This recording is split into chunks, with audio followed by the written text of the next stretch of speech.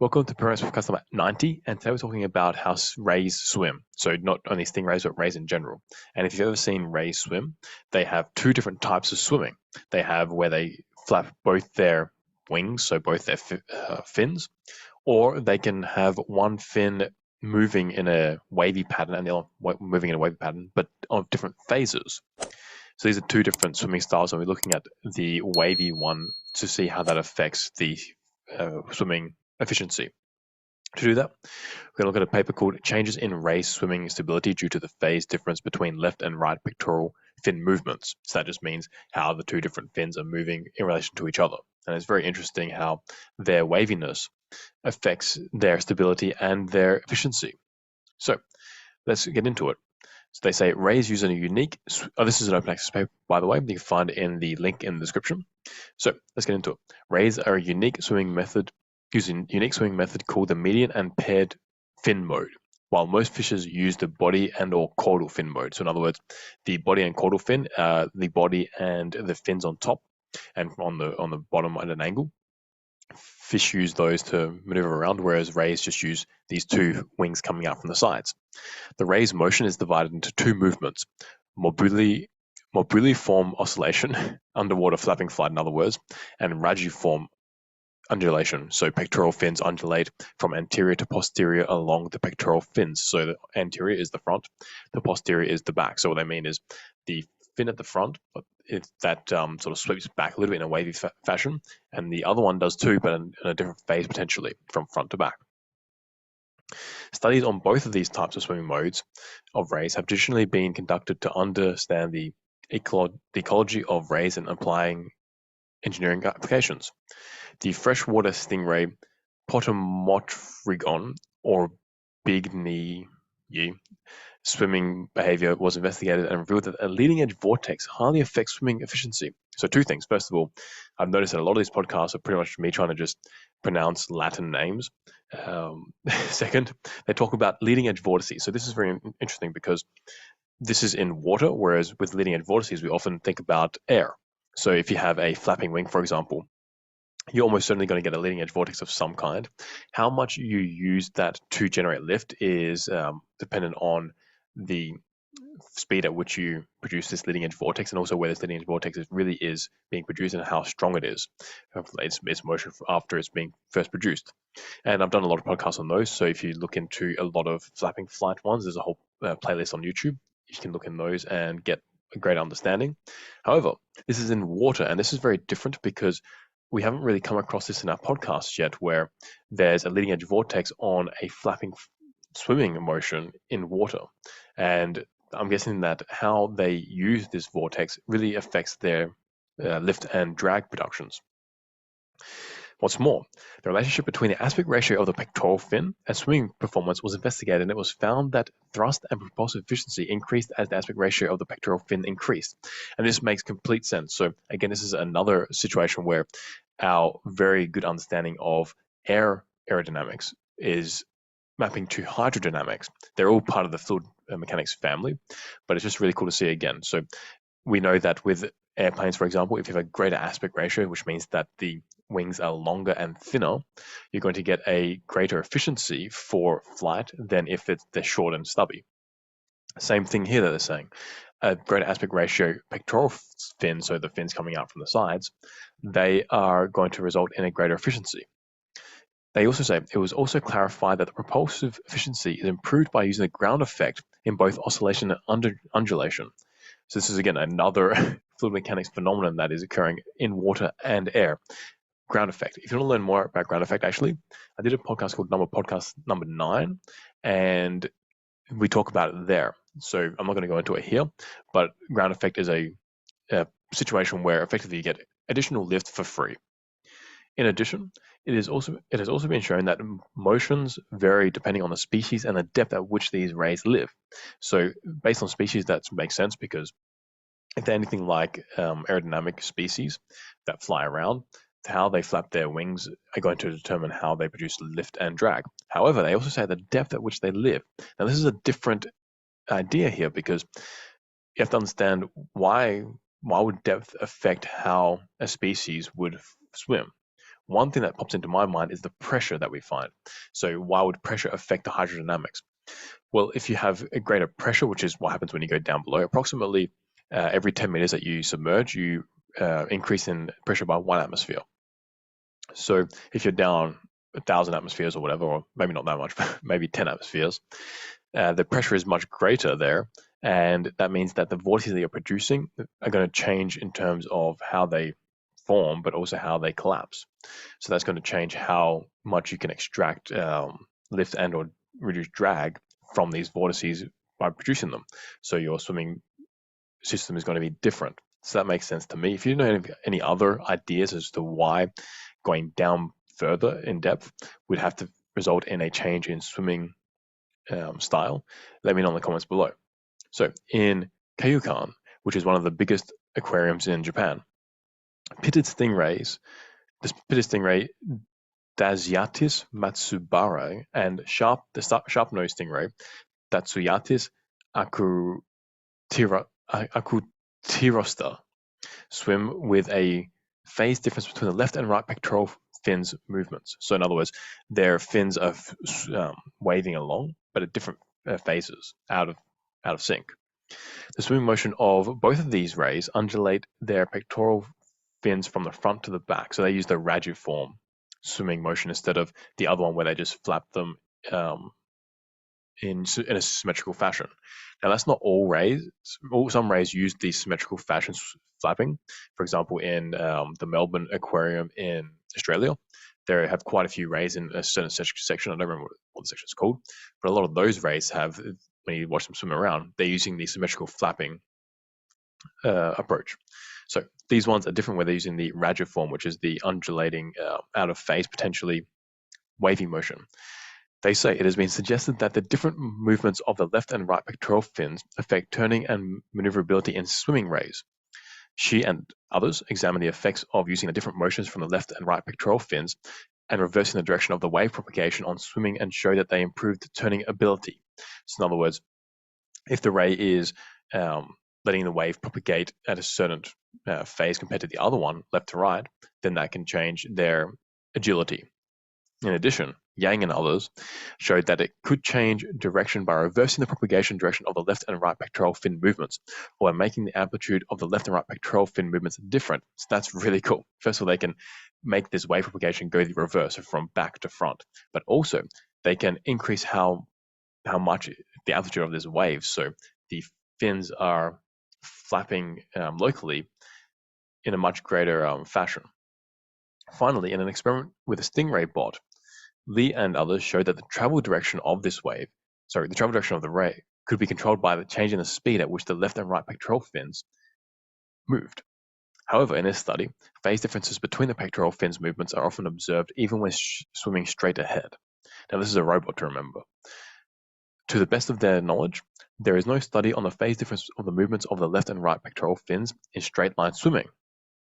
However, previous studies have shown that the differences in the movement of the left and right pectoral fins affect rays' turning ability and maneuverability.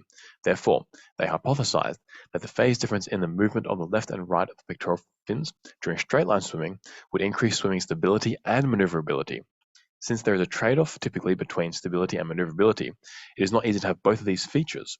However, fishes that can do both will have a better chance of survival. They say that the pufferfish can swim with maneuverability and stability by vortices generated by its body and in the way it moves its fins. However, it is still not clear whether the phase difference and increases or decreases in swimming stability and maneuverability occur with these rays. Investigating the effects of the phase difference between the left and right pectoral fin movements on swimming performance is essential to the understanding of the biology and ecology of the D. matsubara and the D. acutirostra and other stingrays that have similar motions, because they frequently perform phase difference swimming.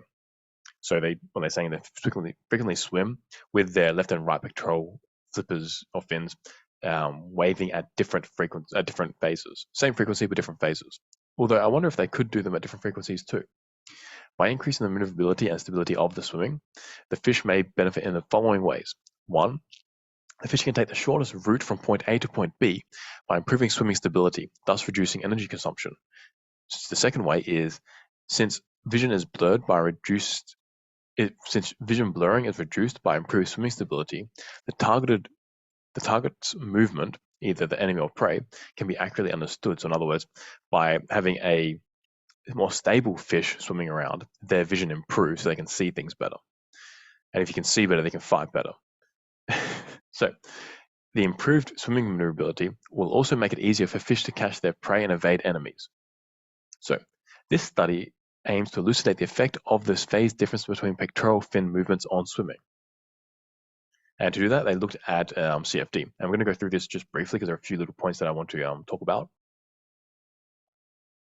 So the CFD package that they used was OpenFoam, and this is an open source package. It's a Navier-Stokes finite volume method CFD.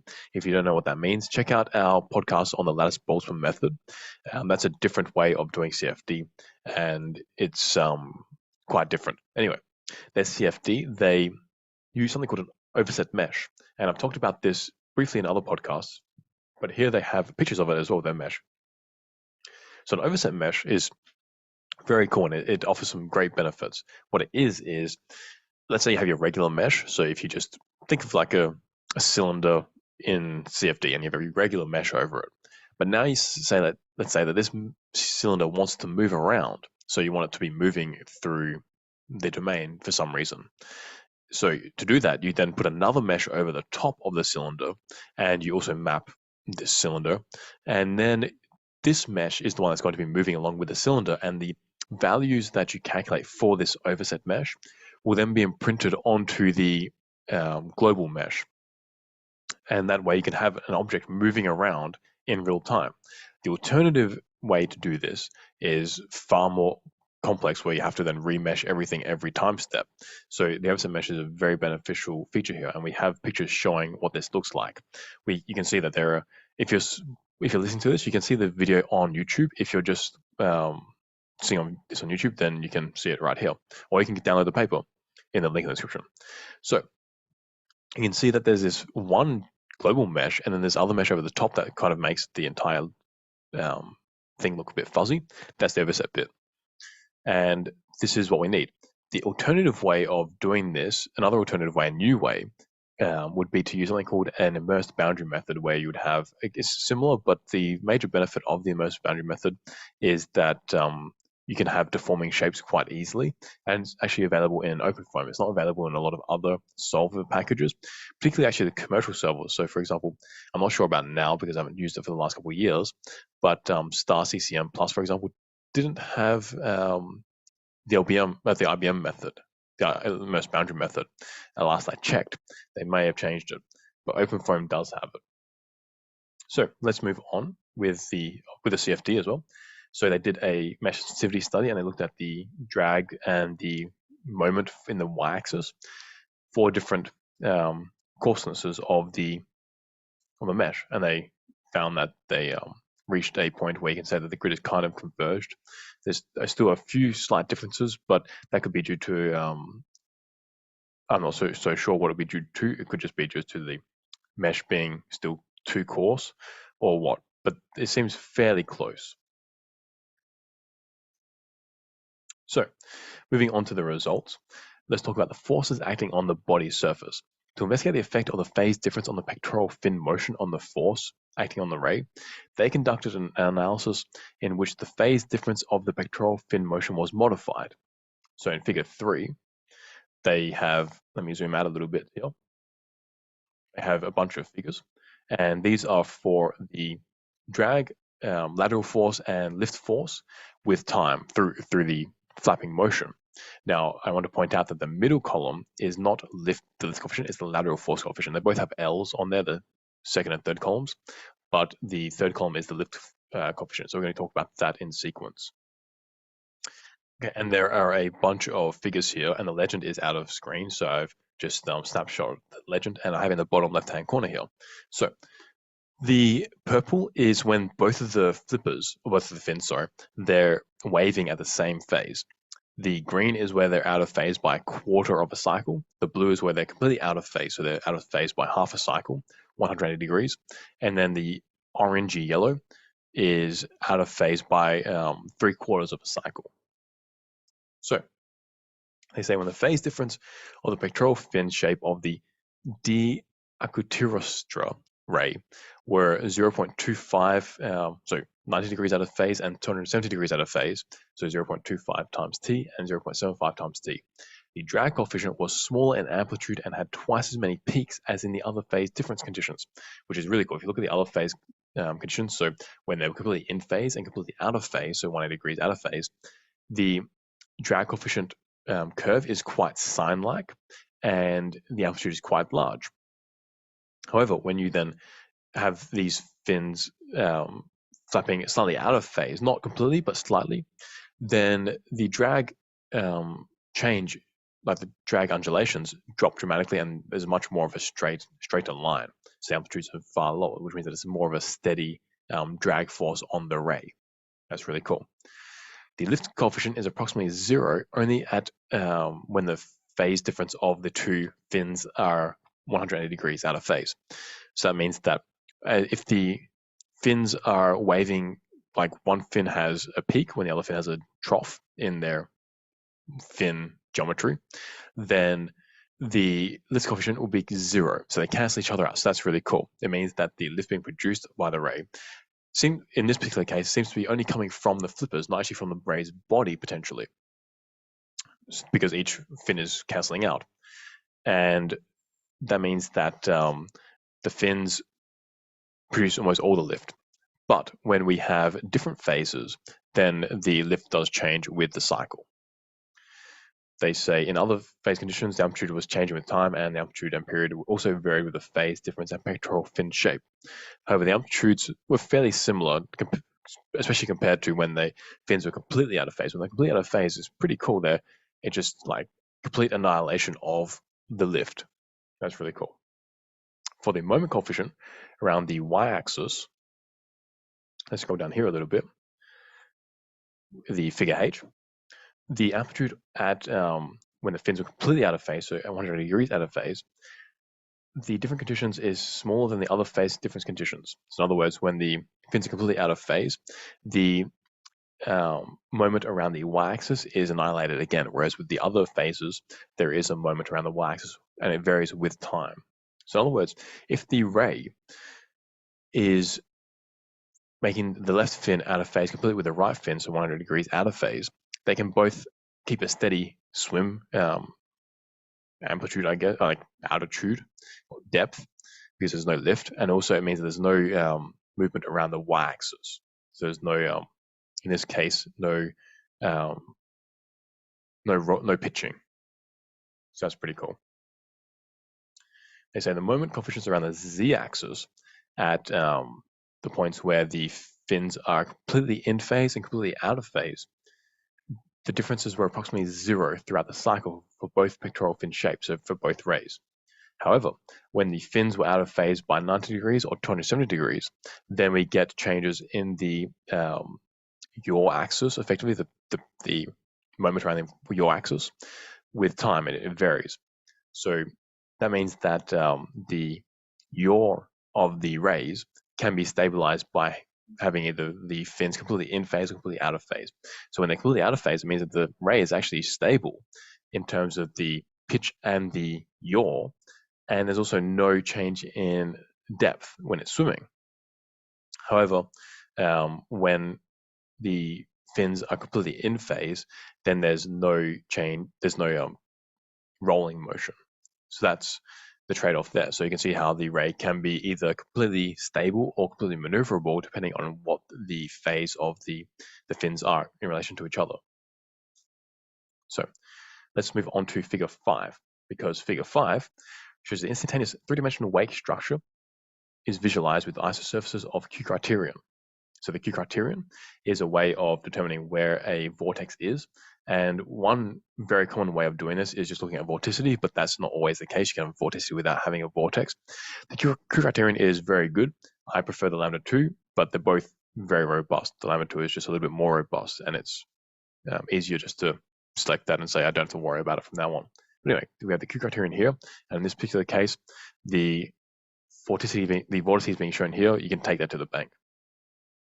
So, due to the change in the phase differences of the pectoral fin movements, the vortices formed by the posteriorly are also asymmetric. Besides, vortices generated by the left and right pectoral fins do not influence each other. So in other words, when the fins are completely in phase, the vorticity being produced by each wing, or each fin, whatever you want to call it, are symmetrical.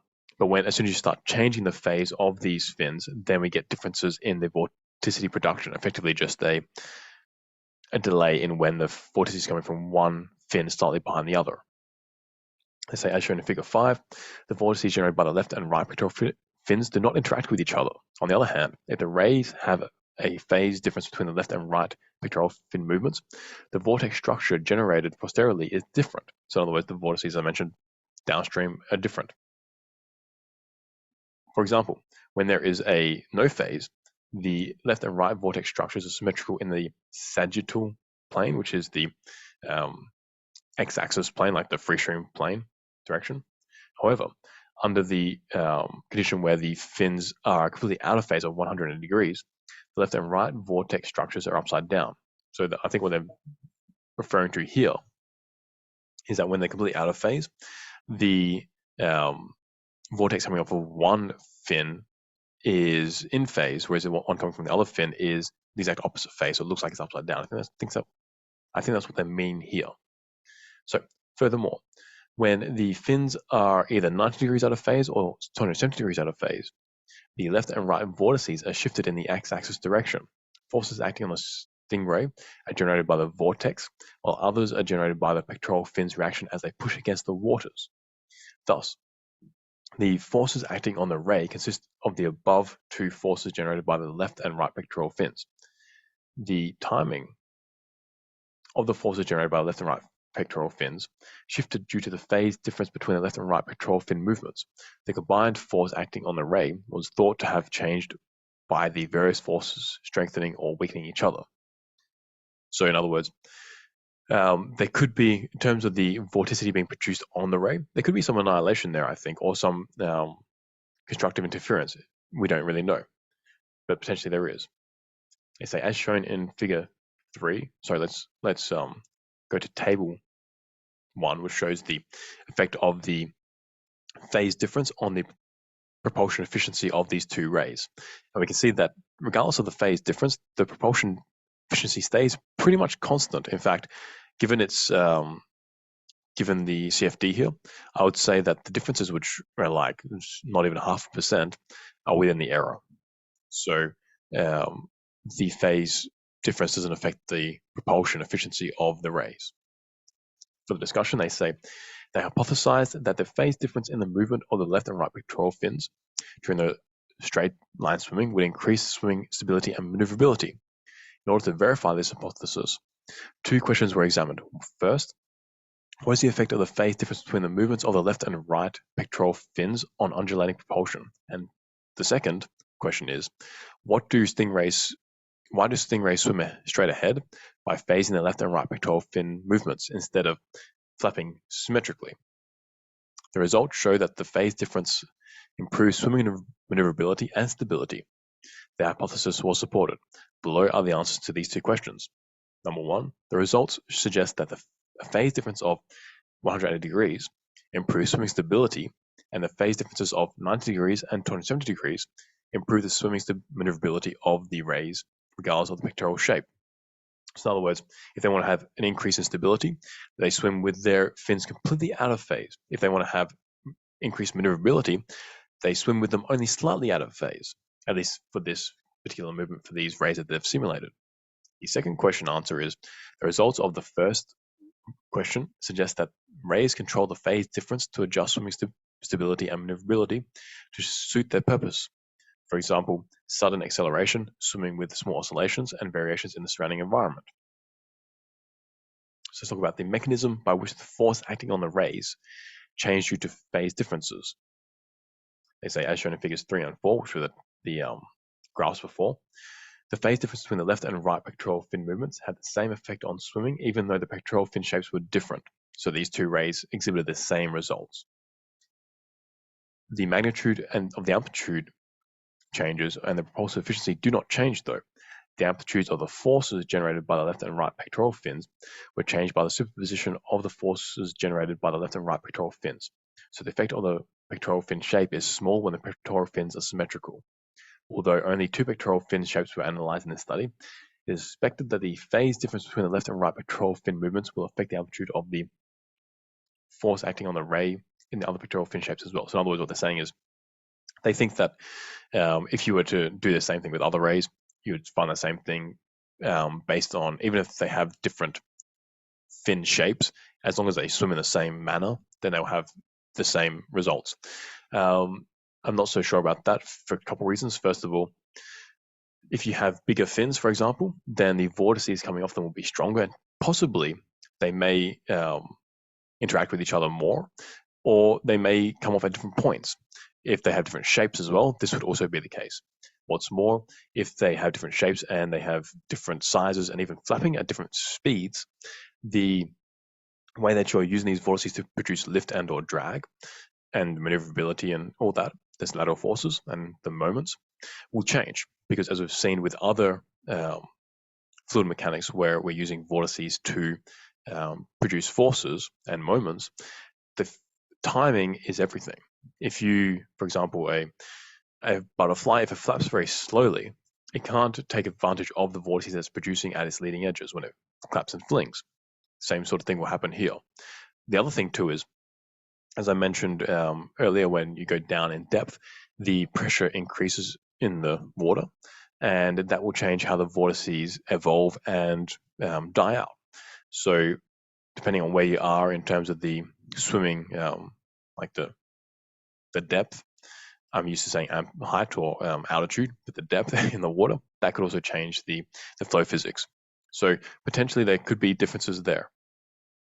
Moving on, they say the moment around the x-axis and the moment around the y-axis of the D Matsubara are larger than those of the D Acutirostrum. So in other words, for the bigger ray, these moments and forces are bigger, the lift and the x-axis and the y-axis moments. It is known that swimming stability depends on the swimming motion and the shape of the body. Since the motions given to the 2 pectoral fin shapes are the same, the shape of the D Acutirostra might make stability posture easier, and the shape of the D Matsubara might make stabilizing posture more difficult. Vortex structures generated by the D Matsubara pectoral fin shapes, similar to those of the previous study that they've done, resulted in the vortex structures similar to those that they found in that study too. However, in contrast, the vortex structures found by the other ray is different to the previous study.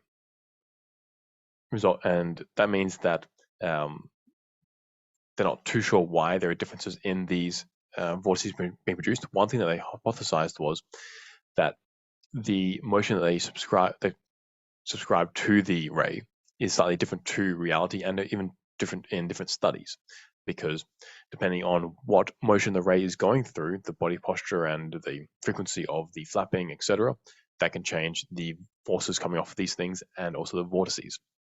So those are a couple of reasons there that they could have differences. But overall, they've shown that the flapping of these rays, if they have them out of phase, they can cancel all the lift, they can cancel the pitching and the yawing motions, or they can have the opposite effect where they can cancel the roll motion but keep the other ones non-zero, and also increase the lift. And then the drag changes accordingly. So that's the end of this podcast. Make sure to like, subscribe. And if you have any other ideas you want us to cover, let us know in the comments below. Otherwise, we'll continue on our regular schedule.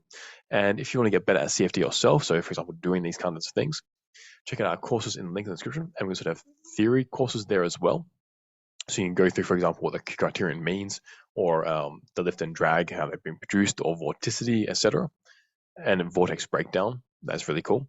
And if you want to make your experiments more accurate, or your CFD validation data more accurate, which needs to be very accurate, check out the MSV Hawk. The reason why this makes your experiments better and more accurate and your CFD more accurate is because it accurately measures the density of air. And this is a major factor because the density of air changes by about 2 to 4% on a regular day, and even more between days and seasons. So you could have 10% change, for example, between summer and winter. So the atmosphere hawk gets rid of that error for you, which means that your experiments get more accurate. You can find trends easier. You have much more repeatability. Your CFD is easier to validate, which means you can use it easier and have more faith in it. And it's easy to get papers published, of course. So link description for that. And I'll see you next podcast. Peace out, amigos.